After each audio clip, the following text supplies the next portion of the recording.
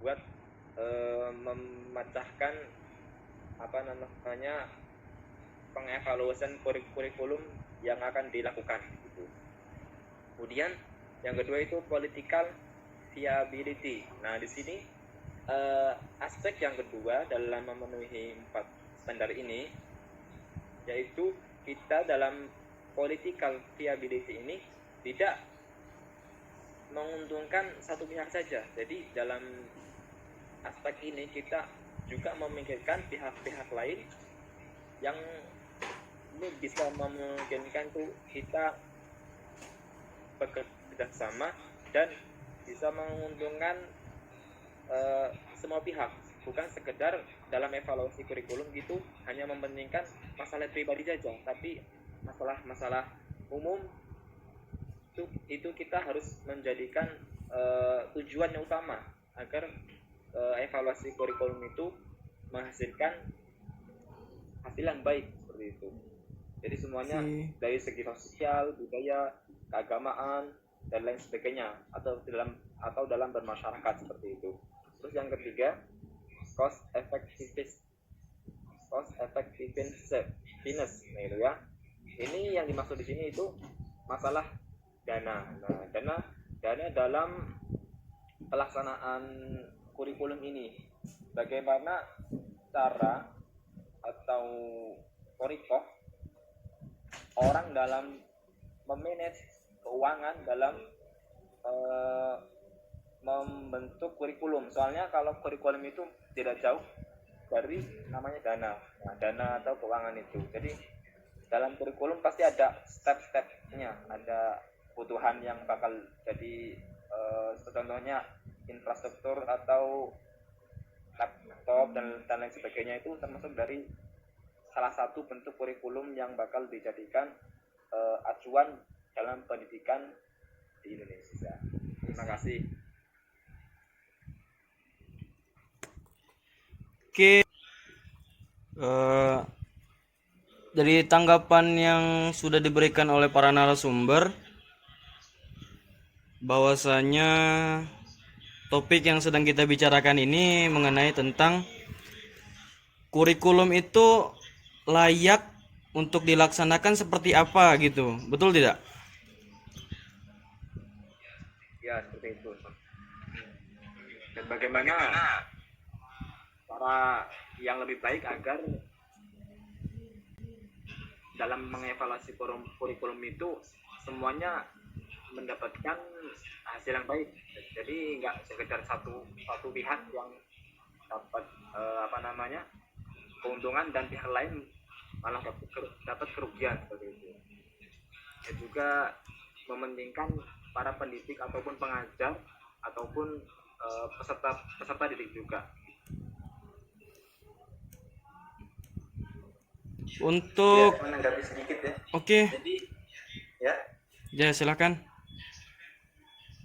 Ya, jadi yang kita bicarakan ini adalah alat untuk mengevaluasi kurikulum itu, apakah alat tersebut efektif untuk kita jadikan alat evaluasi kurikulum tersebut atau tidak. Nah, seperti itu. Dan di sini ada beberapa alat ataupun ada beberapa standar. Apakah standar itu efektif untuk mengukur kurikulum agar bisa digunakan? Nah, di sini ada beberapa standar, ada 4 standar yang di sini disetujui oleh 16 organisasi profesi. Dan salah satunya yang kita sebutkan saat ini itu Reachability Standard, yang di situ ada 4 tujuan: realistik, vulgar, dan diplomatik, dan yang terakhir ada vulgar yang tadi sudah dijelaskan oleh pembicara sebelumnya. Nah, untuk mewujudkan 4 tujuan ini itu tidak akan pernah tercapai kecuali terpenuhinya 3 aspek, yaitu praktikal, prosedur, dan juga political viability, dan juga cost effectiveness yang sudah dijelaskan oleh pembicara sebelumnya. Oke, untuk narasumber Mas Fahri bisa kasih tanggapan atau misal gitu mengenai tentang contoh gimana sih kurikulum itu yang nggak menyinggung satu pihak dan menguntungkan satu pihak seperti itu. Terima kasih saudara Pastor.